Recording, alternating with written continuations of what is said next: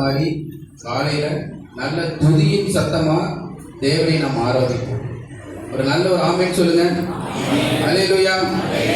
கர்த்தர் நல்லவர். நாம் கண்களை மூடி ஜெபிப்போம். அவருடைய சமூகத்துக்கு முன்பாக கர்த்தரை துதியுங்கள். அவர் நல்லவர், அவர் கிருபை என்றும் உள்ளது. தேவாதி தேவனை துதியுங்கள். அவர் நல்லவர், அவர் கிருபை என்றும் உள்ளது. ஒருவராய் பெரிய அதிசயங்கள் செய்கிறவரை துதியுங்கள். அவர் கிருபை என் பார்ப்போது. உங்கள் துதியின் சத்தம் உங்கள் கவலைகள், உங்கள் கண்ணீர்கள், உங்கள் கஷ்டங்கள் எல்லாத்தையும் நீக்க போகிறதா? தேவனுடைய மகிமை இப்பொழுது இந்த இடத்தில் பிரவேசிக்க போகிறது. அல்லேலூயா, அல்லேலூயா.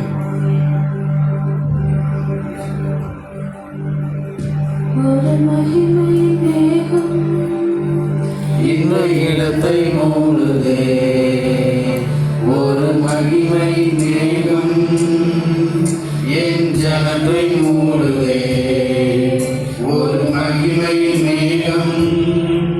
இந்த இடத்தை மூடுதே ஒரு மகிமை மேகம், என் ஜனத்தை மூடுதே. விலகாத மேகம் நீர், செல்லும் மேகம் நீர், விலகாத மேகம் நீர், முன் செல்லும் மேகம் நீர்.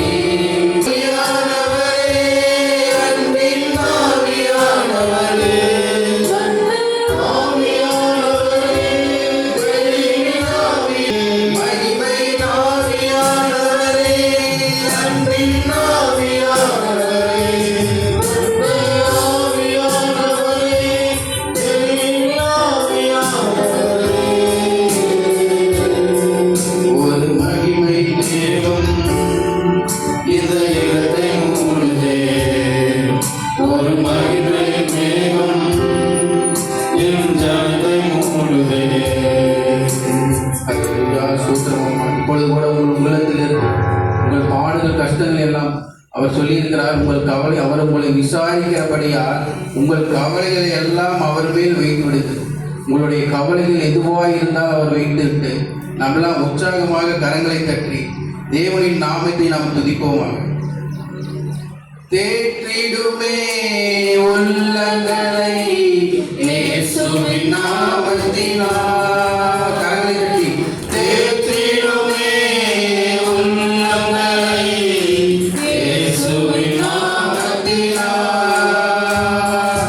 ஆற்றிடுமே காயங்களை அபிஷேக தைலத்தினால்.